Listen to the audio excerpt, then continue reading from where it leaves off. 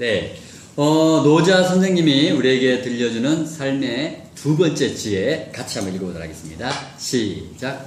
성전약수 최고의 선은 물이라. 네, 노자 선생님이 우리에게 두 번째 들려주는 지혜는 상선약수 개념이에요. 그러니까 최고의 선은 물이라는 개념이에요.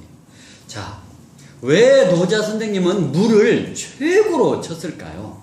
최고의 선, 가장 높은 고귀한 것은 물이라는 거예요. 왜 그럴까요? 물은 사람을 또 생물을 살리는 거예요. 그쵸? 물은 생명을 주는 거예요. 생명을. 물이 없으면 어떻게 될까요? 다 죽죠. 물이 없으면. 우리 사람도 70%가 물이라고 그렇잖아요. 물. 그래서 사람도 물이 빠져나가면 죽어요. 그래서 물처럼 생긴 피가 빠져나가잖아요. 그럼 죽잖아요. 그쵸?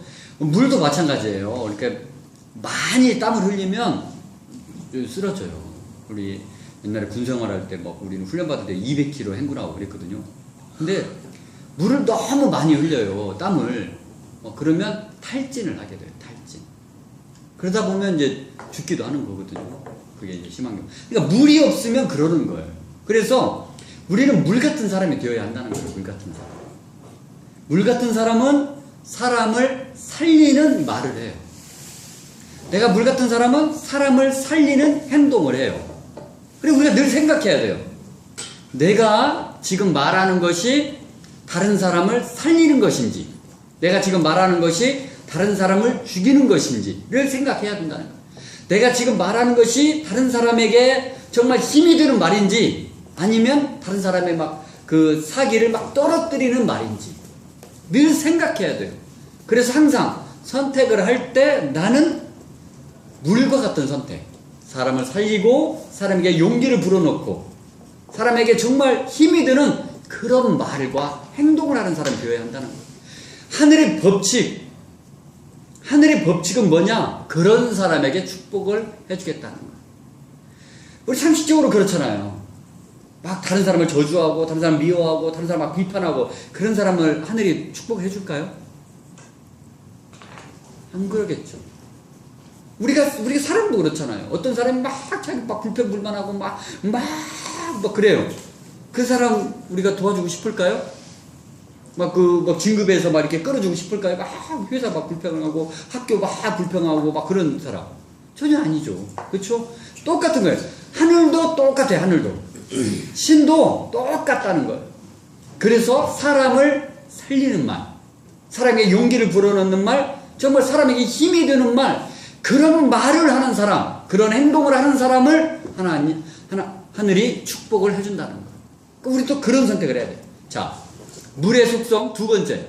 물의 속성은요, 물은 고집을 부리지 않아요. 자기 주장을 하지 않아요. 자, 동그란 그릇에 물이 부어지면 물 모양이 어떻게 돼요? 동그래지죠. 그쵸? 자, 네모난 그릇에 물이 들어가요? 그럼 물이 어떻게 돼요? 네모난 모양으로 돼요. 세모난 모양에 들어가면 세모난 모양이 되는 거죠. 그러니까 물은 자기 형체를 가지려고 하지 않아요. 자기를 주장하지 않아요. 그리고 상대방에게 나를 맞추려고 해요. 자, 우리 잘 알아야 돼요. 내가 상대방에게 맞추면서 살려면 내가 실력이 더 커야 돼요. 내가 실력이 더 그 사람보다 위에 있어야 돼요. 그래야 그를 품을 수 있는 거예요. 그러나 우리가 마음이 작아서 자꾸 다른 사람하고 부딪히고 싸우고 하는 거예요. 이 세상의 모든 분열과 다툼이 왜 일어나느냐? 그건 그릇이 적어서 그래요. 그릇이 적은데 욕심을 부리고 고집을 부리는 거예요. 내 주장대로 하겠다는 거예요. 그러나 내가 그릇이 커지면 더 이상 내 주장하지 않아요. 그냥 상대방의 입장에 맞추어서 나를 바꿔요. 그게 사실 어떻게 보면 가장 행복하고 성공적인 인생을 살 수 있는 비결이에요. 자, 만약에 내가 옷을 팔아요.